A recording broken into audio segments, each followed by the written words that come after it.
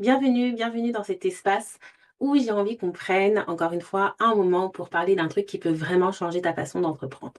Donc peut-être que tu as déjà eu la sensation de faire tout ce qu'il faut dans ton entreprise, tout ce qu'il faut dans ta démarche de développement d'entreprise, mais que ça coince toujours. Peut-être que tu as l'impression aussi d'avoir suivi toutes les stratégies business qu'on t'a données, tous les business un petit peu modèles qu'on t'a donnés, etc., mais que ça marche toujours pas comme prévu. Peut-être que pire même, tu te dis, bah, c'est toi le problème parce que tu vois que chez les autres, ça fonctionne pas. Pardon, tu vois que chez les autres, pardon, ça fonctionne, mais que chez toi, justement, ça fonctionne pas. Et donc, le problème avec ça, ce qui coince le plus souvent, c'est qu'on nous vend justement un modèle business universel. Ça me fait penser en fait à une de mes clientes qui me dit, moi j'ai été, quand elle a démarré son entreprise, elle a été suivie par une institution bien connue pour justement développer son entreprise, etc. Et je me suis dit, bah, en fait, c'est trop gros parce que je lui pose la question, est-ce que la personne qui t'a suivi, c'est une personne qui elle-même a un business en réalité? Et en fait, non, pas du tout. Enfin bref, on nous vend souvent un modèle, un business model qui est souvent universel. Quand on parle de business aussi en ligne, enfin moi j'ai souvent entendu, bah fais ça, applique cette méthode, publie ce fois, etc. Envoie tant d'emails, fais tant de live, etc. Et hop, ça fonctionne, etc. Sauf que pour moi c'est complètement faux. Pourquoi? Parce que on a une énergie qui nous est propre en fait. Et si tu forces avec un modèle économique qui va à l'encontre de ton énergie, eh bien, ça fonctionne pas.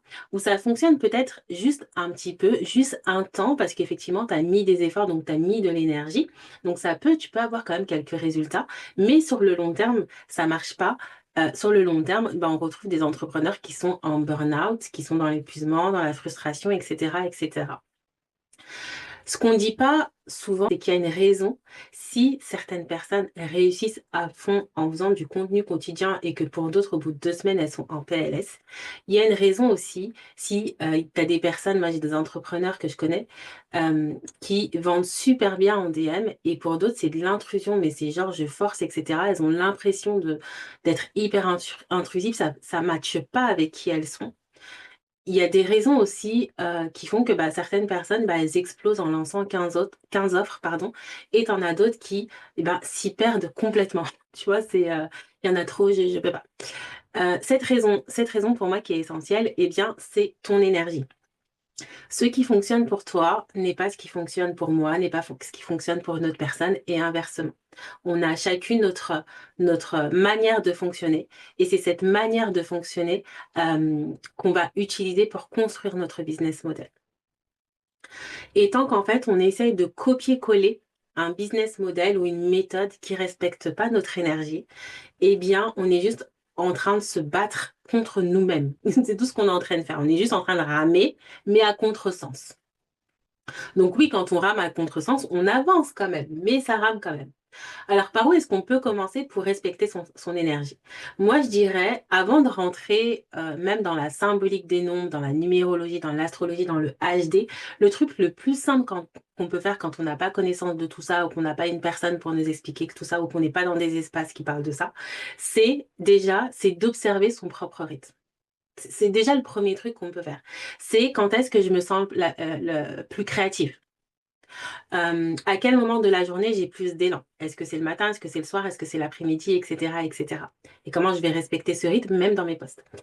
Euh, on peut se poser aussi la question, bah, si j'ai déjà commencé à travailler sur mes offres, mon entreprise, sur plein de choses, quelles sont les tâches, les missions que je fais dans mon entreprise quotidiennement qui pompent mon énergie et celles qui me nourrissent? Attention, ça ne veut pas dire que celles qui pompent mon énergie, je ne vais pas devoir les faire. Bien évidemment, je vais devoir les faire. Mais en fait, si j'arrive à identifier ça, et si j'arrive ensuite à travailler avec mon énergie, je vais les faire différemment. Et même, ça va être différent à la fois dans la manière de faire, mais aussi quand je vais les faire.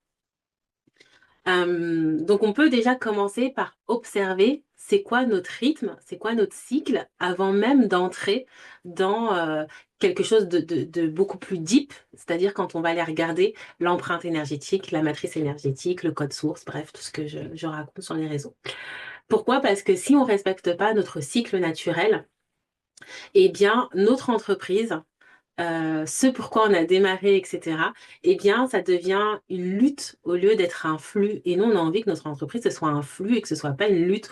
On s'est pas lancé, en tout cas, moi, je me suis pas lancée dans l'entrepreneuriat pour lutter. Je me suis pas lancée dans l'entrepreneuriat pour, pour avoir les mêmes galères que quand j'étais dans le salariat. C'est pas ça le but. Le but, c'est que je puisse bâtir quelque chose, mais en respectant mon rythme, en respectant mon énergie. Et je pense que, en tout cas, si ça t'a fait toi aussi cette transition à un moment donné, tu l'as fait aussi pour ça.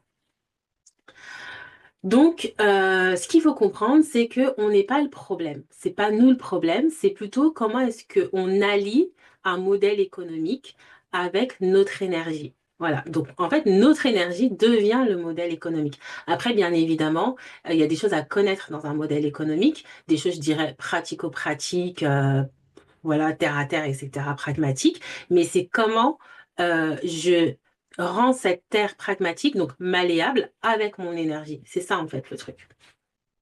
Et le problème, bah, c'est qu'on nous a jamais appris à faire. On nous a jamais appris à faire des choses en respectant notre énergie, sans même parler du business. Et encore pire, si on parle du business de bâtir une entreprise. Déjà, c'est un truc qu'on n'a pas du tout appris à faire des choses en respectant qui on est, en respectant notre énergie. Donc aujourd'hui, je voudrais juste que tu me dises en commentaire quelle est ta plus grande frustration dans ton entreprise aujourd'hui? Et on parlera de tout ça dans une autre vidéo. Je te remercie, je t'invite à me mettre ça en commentaire, je t'invite à t'abonner à ma chaîne YouTube, je t'invite à liker, à la partager effectivement à d'autres personnes, à d'autres entrepreneurs si tu penses qu'elle peut parler.